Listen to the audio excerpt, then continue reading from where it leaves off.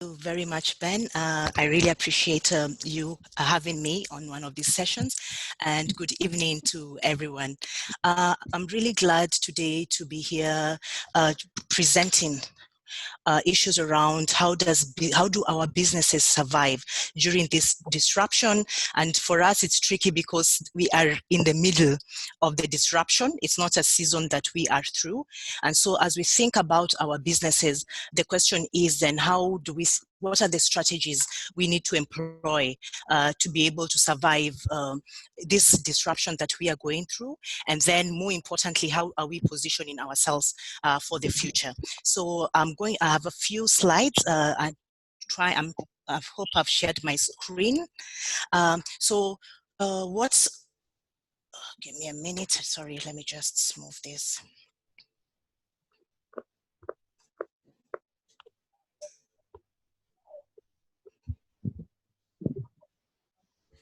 Okay, so today I'll take about maybe, let's say, 30 minutes just walking you through some of the things that we need to think about as business owners, as business leaders, as we look at where we are, especially with a pandemic that is something strange and something very new to us. But more importantly is, where are we going in the future? How do we plan for 2020? How do we plan for beyond, especially beyond, because we are going into a new phase and we have no clarity what the new phase looks like.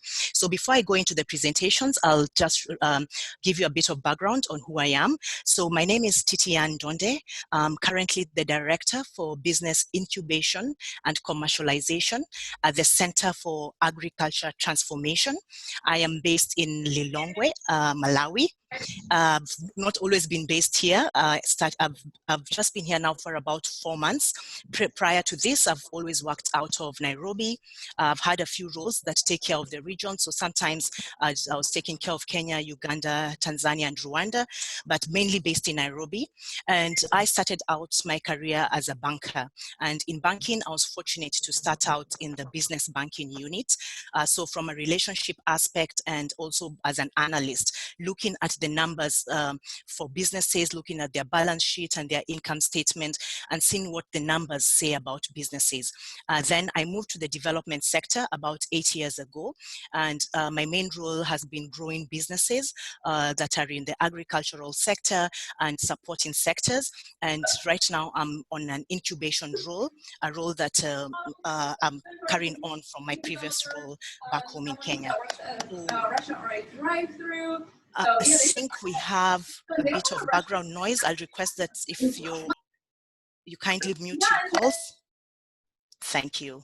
Thank you. So when Ben and I were chatting about disruption and how do businesses survive, I'm familiar with the topic of disruption, but every time when I'm speaking to entrepreneurs about disruption, we're talking about disruption of technologies or disruption through innovation or disruptive management. And so one of the things I thought was important is that we go back to basics and start with basic definitions of our topic of discussion. So today, as we look at disruption, I went out and first looked for what is disruption? How do we define disruption?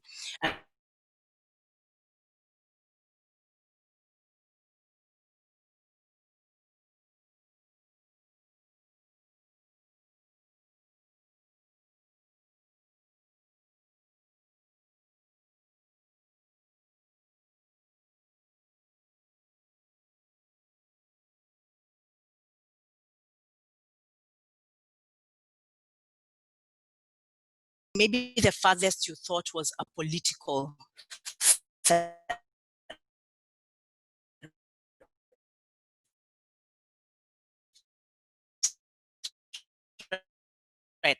And so when pandemics are prone areas, so as they sit and they do the opportunities and threats, a pandemic is something that they can relate to. It's something that has been recurring. And so they plan for issues of Ebola. They know what opportunities it brings. They know what threats it brings. But for us, maybe in East Africa, this is new. And because it's new and it's global, then we are struggling with a few things. We are struggling with our own lifestyles. We're struggling with our own livelihoods. And then, of course, this is impacting the business, because business on the other side of your business is also other people who are also struggling with their lifestyles and livelihoods and looking at how well they can adjust. So when we talk of surviving, what are we saying? One thing we have to appreciate is that COVID-19 is a new environment for us. It is fluid and it's very dynamic. And with that in mind, we need to appreciate that also then our strategies need to be very fluid and very dynamic. We need to look at our plan and realistically identify the tweaks and the changes that have to happen in our business for us to be able to adjust in this season that we are in and beyond. And so how are we going to be sustainable as businesses? How are we going to grow as businesses? But more importantly, how are we going to survive? One of my favorite quotes when he talks about surviving is from Charles Darwin. Charles is a scientist, and one of his quotes says, "It is not the strongest of the species that survives, and it is not the most intelligent that survive. It is those that are able to adapt to change." So for us to survive, we need to be able to adapt to change. From the attendant list, I'm not sure how many people are my age on this call or slightly older, but I remember when mobile technology came into Kenya, every headset, if you had a phone that was worth putting on the table, it was a Nokia phone. And so Nokia had taken maybe 90% of the Kenyan market share, not only Kenya, but the African share, and across the world. There's a time where Nokia, back in 2007, 2005, they were the leading handset provider across the world. And I was watching a clip by their CEO. His name is Oli Pecker, the former CEO, Oli Pecker, and he says, the question was then, what happened to Nokia? Right now, they're actually, I know some of us who have never even known that Nokia was a big brand.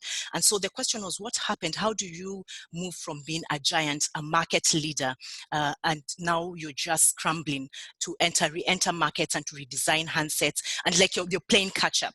And he said that while the organization was ailing on certain fronts, those internal wrangling, they were not able to adapt to change. They kind of got stuck and forgot they're in a dynamic market. And so for us today, the only way we are going to survive is to appreciate that we're in the dynamic market.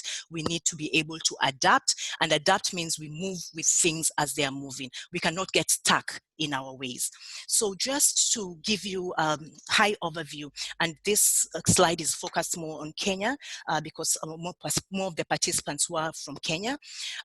When you look at overview and listening to economists around COVID and the impact of COVID on the economy, it is for sure that this coming year, we will on the GDP record a 12-year low.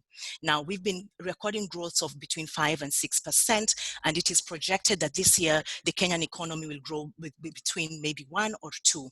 So the good thing, at least there's a bit of growth, because some of the economies out of East Africa, the ones that have been growing like Nigeria that grow at 1%, they are going to go into the negative. So there'll be no growth. So for the Kenyan environment, it's not all doom. There's a bit of growth and there's a bit of hope.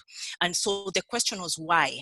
And it's because as a country, we've been able to diversify our economy. We do not rely entirely on one sector.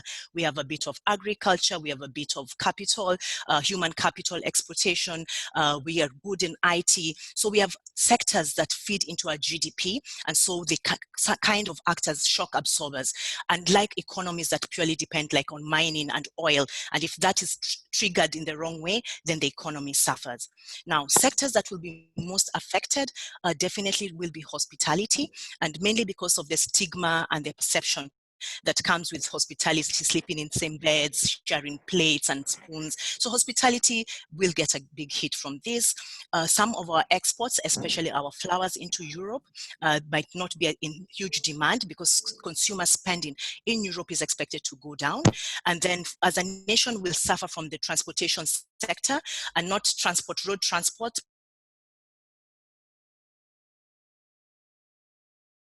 the kingpin or a center place for transportation within the East African community. And then also it is expected that raw material sourcing will be expensive. And so there are certain sectors or there are certain aspects of the economy that might not work very well. And then there's some that we just need to be able to adjust and work around them.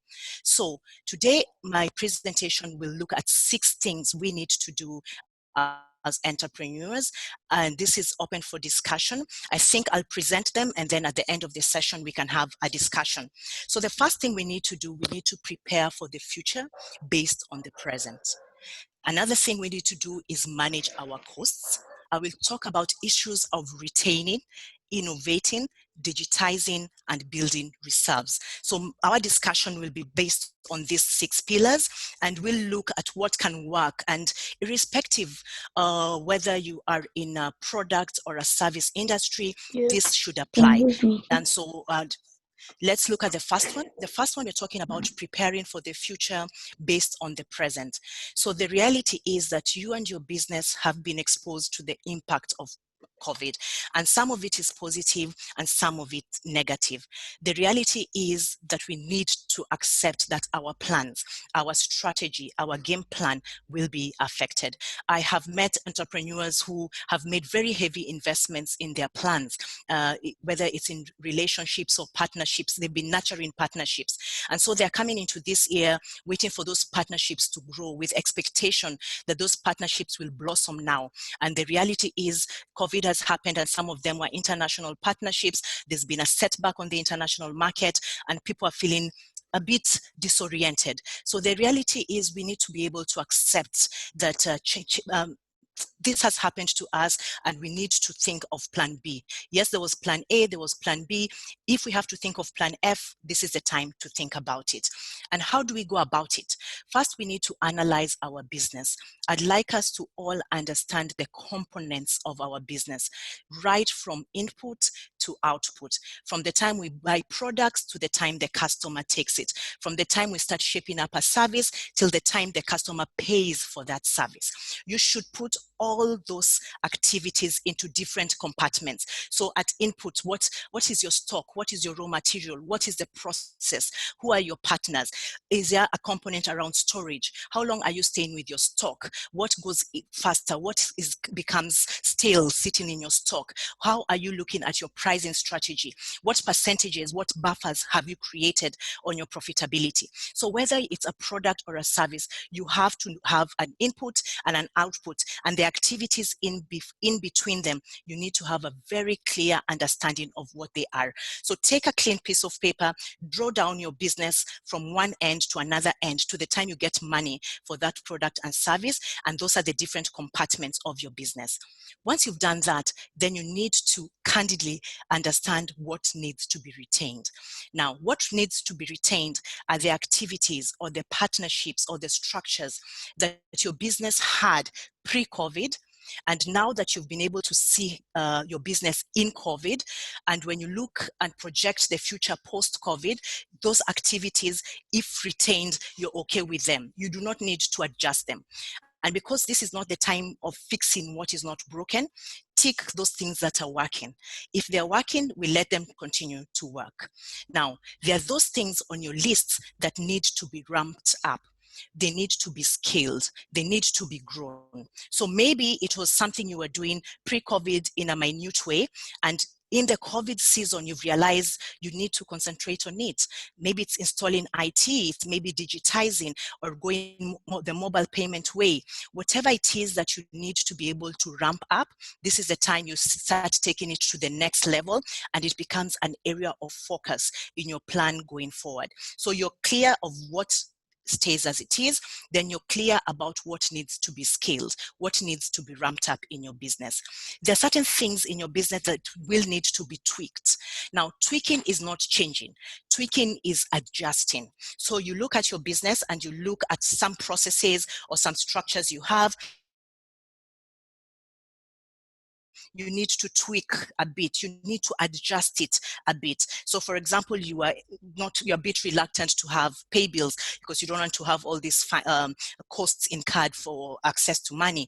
And now, because of what it is, you have to have a way of allowing pay bill to be just part of your business. You have to get over your trust issues and just go the digital way. So that is not a change. What you're doing, you're just making an adjustment to the way the things were happening. Then one of the trickiest things is just being accepting things that you need to change. You had planned for them, you look at it now during the COVID season, it is not working. When you look and project what post-COVID might look like, it's still not working. Then those things need to be changed. And change is not a bad thing. Change actually can give you more opportunities than challenges. So if you identify things that need to change, things that are not working, or you project they will not be working in the future, highlight them. Those are things that you need to change, and you need to start giving that thought. Put that in the back of your mind and start thinking of how you can change it. Then there are plans that we'll have to put on hold. For example, if you are thinking of expanding your business, maybe a brick and mortar kind of expansion, you wanted to open a physical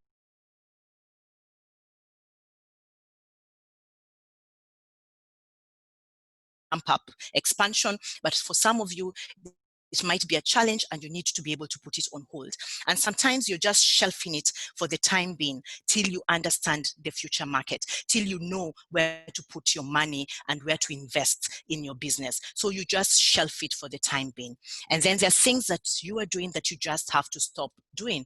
There's a way maybe you are doing business that now needs to stop. In the current situation, it's proving a challenge. In the future, you're sure it's not going to work. Just accept that and then just stop it. So if you go through your business from input to the output where you're getting money, and you identify these archetypes that I have highlighted here in bold, you're either retaining, ramping up, tweaking or changing, then you go into building your strategy. Now you know what your future needs to look like. Not long-term future. As I said, we're in a dynamic market. You just need to take it in small chunks. So you say between this year and next year, what do I need to do? What is my strategy? And put back the components together, end to end. And that's how you start building your game plan. I like calling a strategy a game plan because a strategy is how you intend to achieve your goal. And so your game plan will be built by understanding these different components. One of my favorite quotes around strategy is, strategy without tactics is the slowest way to victory.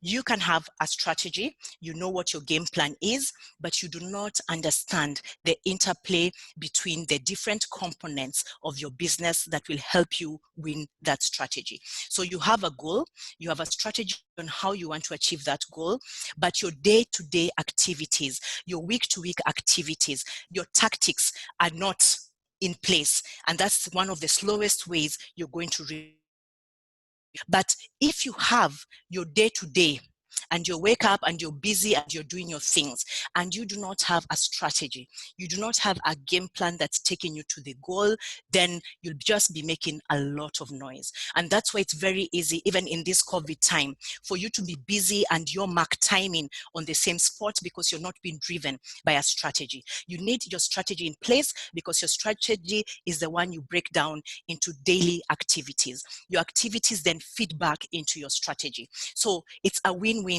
situation that you have to have your strategy, which is very high level. It's what you want to achieve and how you think you'll achieve it. And then tie that with the tactics, the day-to-day. What is your game plan? How are you going to win? Imagine it's a football field and the tactic is you have to pass the ball. And if this one comes, this is what you do. So you're like a coach. You're like, they're mentoring your team and yourself and your business. So you have to have the interplay between your daily activities so that you don't get caught up in just being busy and get into the busyness of COVID-related busyness. You're thinking and mark timing and you're not making any progress. So that's the first thing. So we need to be prepared for the future based on where we are. The second thing is we need to manage our costs. There's no two way about this. We need to manage our costs. How do we manage our costs? First, we need to understand our business from a financial perspective. We need to understand our revenue streams. So if you're in a business, just give me a minute. If your business has more than one revenue stream, this is the time you sit and understand the different revenue streams and start being clear on what your core business is. I'll give you an example. A few years back, I had a client who wanted to expand his butchery. He had a butchery business and he wanted to expand the business. And when we looked at his financials, when he brought his income statement, There's a line for revenue, and then there's a line for other revenue. So revenue is like from your core business, and then other revenue is other money that has come to the business that is not directly related to what you consider your core business. So the interesting thing about his income statement, his other revenue was twice the amount of his business revenue. And so when I was talking to the client, he explained that yes, he has a butchery and they sell raw meat from the front of the butchery. But over the years, there's been another clientele. There's been a niche clientele that has established itself. So there are these ladies who want to enjoy their roast meat, their nyama choma, but they don't want to really sit in nyama choma joints, or they want to carry the nyama home to enjoy with their children. And so they have a back end where they do nyama choma, people order, the women pass by and pick the nyama and go and enjoy at home. Interestingly, the nyama choma business, pure nyama choma, was earning his butchery more money than the front row of selling meat. And so when I had told him, actually, then this is your core business. Your core business is nyama choma. It's good you have a butchery, and your business can continue to be called so-and-so butchery, but be clear on where your money is coming from, because your core business is where you want to invest your time and your thoughts in. Right now in the COVID season, you don't want a lot of clutter. You want to be focused. So which is your core business? Identify it if you have more than one revenue stream, and work on that diligently. The second thing is you need to be frugal. You need to be frugal with what we call variable costs. Variable costs are costs that fluctuate with the cost of doing business. When you produce more, you use more power. Or a simple example, you have an events company and you have to make client calls. You have to source for businesses. When you ramp up your activities, you want to see more clients. You're taking more Ubers, you're making more phone calls. Those are variable costs. And those costs you can actually be able to be frugal about. So in these times when we are at this situation, we need to be frugal about the costs that we can fluctuate in the business. Identify them. One of the best ways to know which variable cost has values, compare your variable cost to the sales of your business. So look at the variable cost and the activities that go in there, and look at the correlation between that and your revenue and your sales. And then drop those activities that are good to do but cannot be done now because you're trying to manage the money that you have. And a good way to go is just to look at your historic percentages. Look at your financials. The good thing with numbers, they tell the truth. So look at the numbers, your cost of doing sales and the sales, and then see whether there's anything you can do to put a tab on those expenses. Then another thing we need to do is to put our finger on our fixed costs. It's very easy for an entrepreneur to be a bit lax about our fixed costs. These are costs like rent, or when you have standard employees, the payroll, they're the fixed costs. And right now with COVID, there are a few challenges and a few opportunities.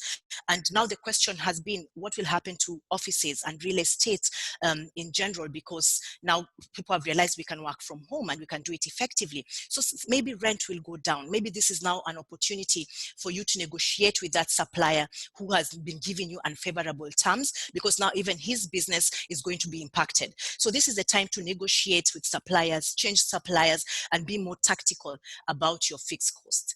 Another thing you need to do is just explore cost-cutting measures for your business so that you identify the necessary costs from unnecessary costs and be very clear about what you're spending and where it is going. Now, the third component is about retention. Now, from where I sit, I think the three archetypes that we need to retain in our businesses are the ones I'm highlighting here. I'm sure there are many more, but from my point of view, I think these are very important. The first we need to do is to retain our clients. As we said, COVID is affecting us at personal levels. And so our clients are also getting affected at a personal level. And so client retention becomes a big deal. Now, Pareto analysis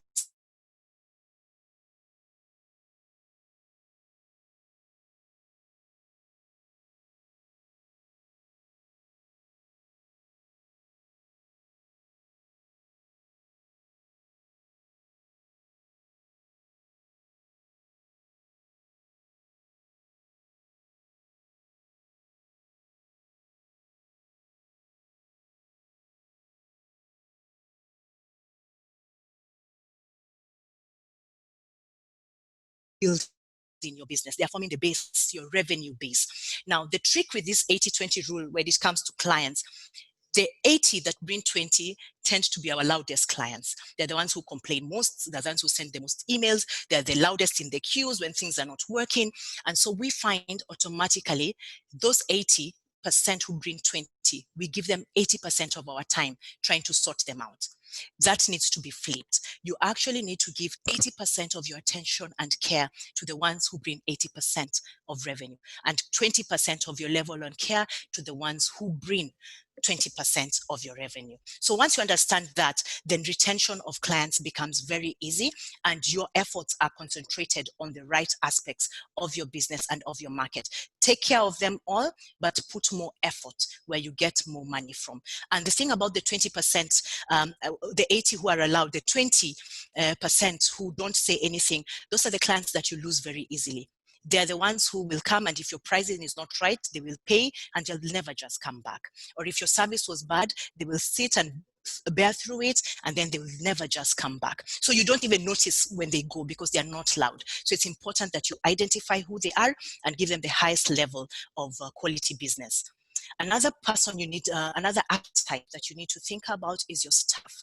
Right now, there's been a lot of layoffs with COVID, and unfortunately, it's predicted there'll be more layoffs. But for you as an entrepreneur, as you think about it, do not think about it purely from a cost perspective. Also think about it from a skill set perspective. Understand your business. If I was to ask you, is your business a sales-oriented business, an analysis business? Is it a relationship business? Is it a marketing business? You need to know what business you are, or which kind of mixes work for your business. So there are businesses that are purely sales. There's nothing relationship building, is purely a sales business. And so when you're thinking of which staff to retain or how to balance your staff complement, think about the skill, the knowledge, and the temperaments that are needed in your business, and retain those ones that match your business most. So you might be tempted to go with fast in, fast out, or you might go through the your payroll and be like, oh, this expensive ones, let me get rid of the expensive stuff. Those are other ways of looking at it. But don't be caught up in that technical aspect and miss what your business needs. What are the kind of competencies your business will require now during COVID and post-COVID, if ever there'll be post-COVID, because we understand it will be with us for a number of years. But what skill set does your business need? If you need a good blend between relationship and analysis, who in your staff has a good blend of relationship and analysis? Now, the third one we have to look at as this archetype is we need to retain and have a good balance between our debtors and our creditors. Now, if your debtor cycle and your creditor cycle are not in sync, you will always have cash flow problems. The reason you go for loans and the reason you go for working capital loans is because there's a mismatch in your business between your debtor cycle and your creditor cycle. And it's fine for that, because that's the reality of business, and it's okay for that. But I want you to have your finger on your cycles so that you know what kind of conversation, very honest, and this cycle, if they take 120 days to pay, is that way they could consider paying you in 80 or 90 days. If you pay back immediately, you have to buy from them for cash. Could they understand that now you're cash strapped? Can they give you a 30-day credit? So this is the time you look at your debtors and creditors and suppliers and understand the cycles with which your money is circulating in business, and then be bold enough to have the discussions. The good thing with COVID, all of us are in it. So what your discussion you're having is not unique to you. Everybody else is going through it. And so it's the best time to have candid conversations and try and put a tab on your cycles. Now, the fourth thing that you need to do as an entrepreneur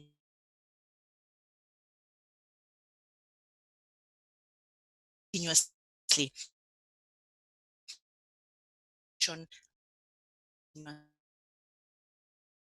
think the word innolex. They can do this thing this way. Now we need the kind of results we want to achieve. Another definition I like is a break from our previous practices. We used to practice it this way. We used to handle things this way, but now things are changing. We need to start handling it that way. When you understand innovation, then you start building innovative enterprises without even thinking that it is innovation.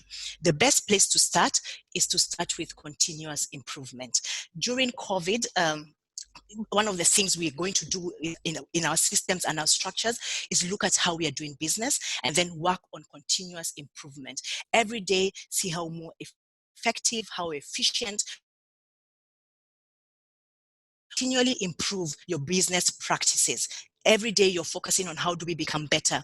You automatically find yourself in an innovative space because your head is no longer in the weeds with the nitty-gritty small things that are taking your time. Now you have time to lift up your head and be strategic and start looking at how do we solve problems. And that's where innovation is. And if you're lucky enough and you're innovative enough, you might even be able to transform the sector. I am particularly very excited about the kind of innovations we're going to see post-COVID, the new ways of doing things with the desired results we want to see. And it would be nice for you to also use this opportunity to make innovation part of your business's DNA. And the way you could do that is by ensuring you have continuous improvement, you're making systems better, processes better, you are thinking about the challenges your customers are having, you're thinking how do I ease that, and you're thinking how do I manage my costs, what can I combine to manage my costs, and you'll find yourself in an innovative space. The fifth is something that I know you've had in many forums, and most businesses have it, but it's time that businesses consider going digital. And this is integration. When we talk of digital transformation, we integrate digital technology in all areas of our business. What we mean by all areas of our business is from the back end to the front end, from where we get our inputs to outputs, from where we start providing a service till when we are paid for that service. Now, digital transformation is a good thing, but it is not cheap for some, especially for some sectors. It's an expensive process, and do not run into digital transformation when you have not understood